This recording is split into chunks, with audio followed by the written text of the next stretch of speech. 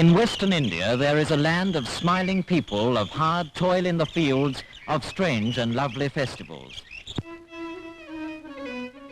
First, at dawn, we see the farmer's wife grinding corn on a wheel of the most ancient design, while her son leads out the cattle to the fields past the great banyan tree. By now, the wife has left her milling, turns to her next task, cleaning out the cowshed. This is the daily round, the same time for each new task each day.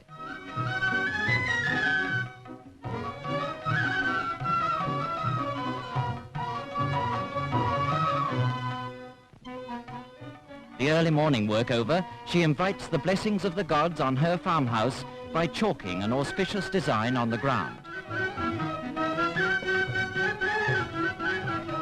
The farmer himself takes out the bullocks to harness them.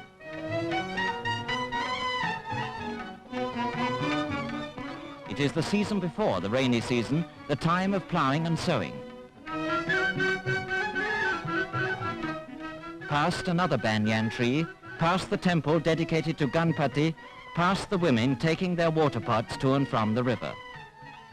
From the way these women wear their saris, from the style of the temple, from the banyan tree, we know we are in Maharashtra, the home of the farming and warrior race of Marathas.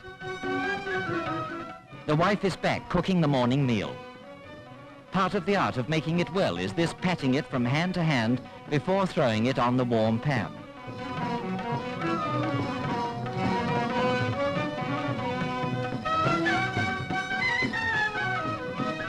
Her husband is in the fields and the food must be taken out to him.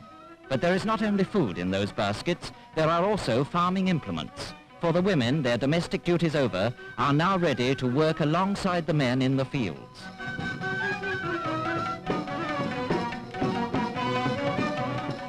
It is the dry season and the farmer is working at the well.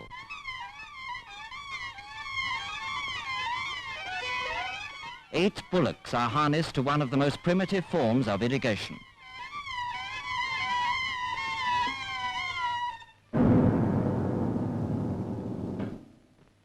And now, when the sun is almost overhead, a meal to restore the farmer and to prepare the wife for her change from housewife to farmhand.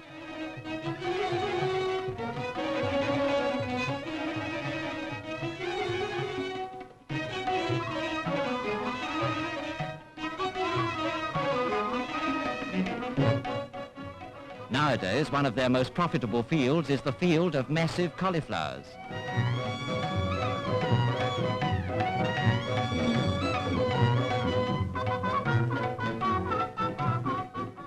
It is the job of the women to collect them. It is the job of the women to get them off to markets.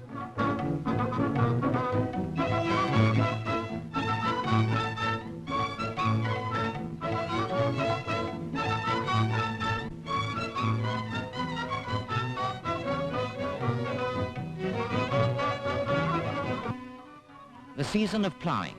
The draft animals in this part of the world are always bullocks. Their slow gait and the hard soil make the work heavy.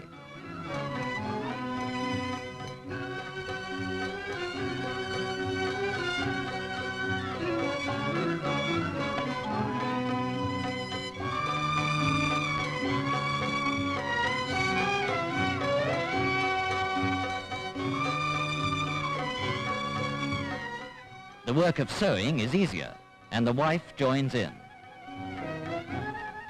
Now, the anxious days of watching for the monsoon rains are over. The rains have come, and the corn, their staple crop, called jwari, springs tall and fruitful out of the Maharashtrian earth. This is the corn the farmer's wife was grinding in the morning. Here, it's a far commoner food than rice.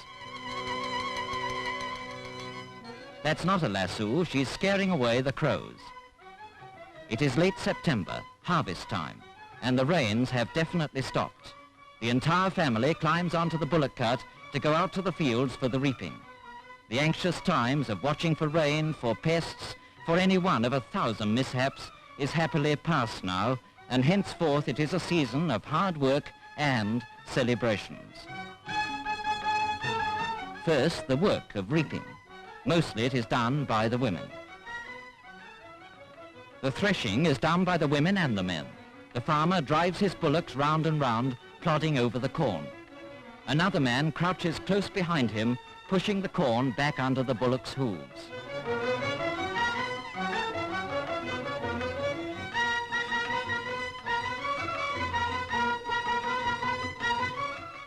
The winnowing is a picturesque sight. All over Maharashtra you can see the peasants at this season of the year perched precariously on narrow trestles, holding trays of corn in the wind. The harvest is in, so now to the corn ceremony of Thanksgiving. The farmer throws red kumkum, which brings good luck on the pile of corn. Then a coconut, the food of the gods, is broken and the pieces cast on the corn. And now the dedication. The women's foreheads are marked with the red kumkum.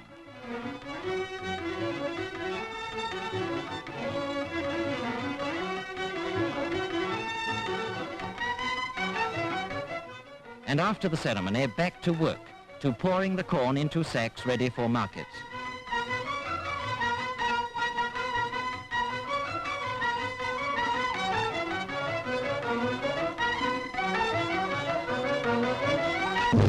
It is November, an auspicious month for marriages. The bridegroom, flower-covered, rides to the ceremony on a white mare, and the guests dance with sticks in front of him.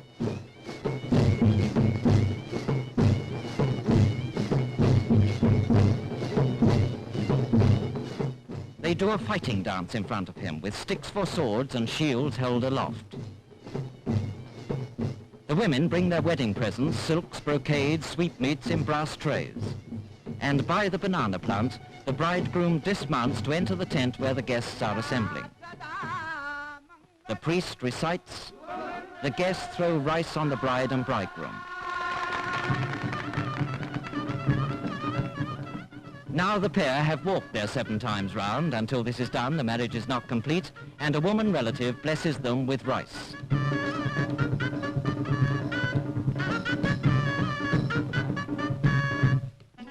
There is a special caste of professional dancers who do the after-marriage dance.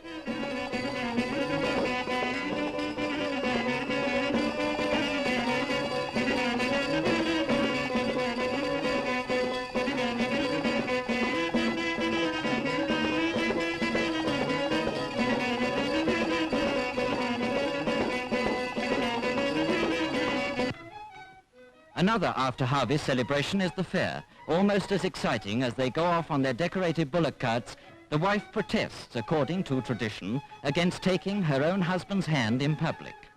But this is a holiday, and some few bold ones may be daring for once.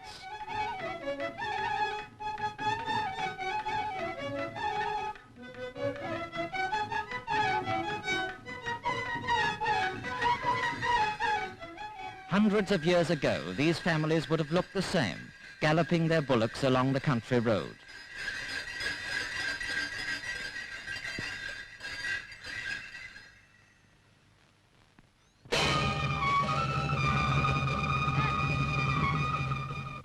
The village where the fair is this year has put on a religious festival.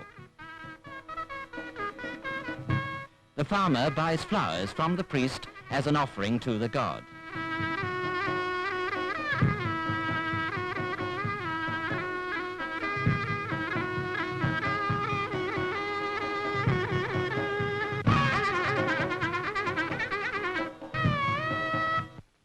The center of the fair is the cattle market, where some of the hardest bargaining goes on in the entire world.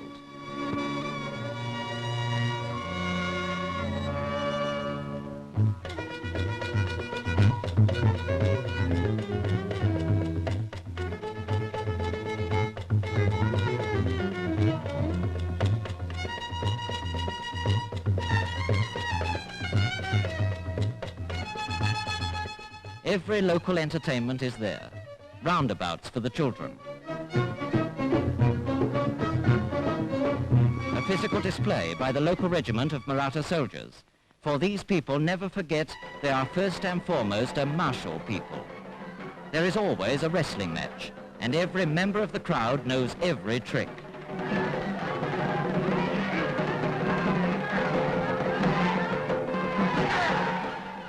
But the farmer's sport, above all others, is the thunderous sport of bullock cart racing. As evening comes, they gather round the troubadour, who sings in rambling verses packed with war and triumph of the most illustrious king in their history, Shivaji the Great. In Maharashtra, the farmer is always a soldier. These 20th century soldiers are dressed in khaki, but their ceremonial of departure is the same as it was in Shivaji's great days. He bends down to touch the feet of his elders always before departing.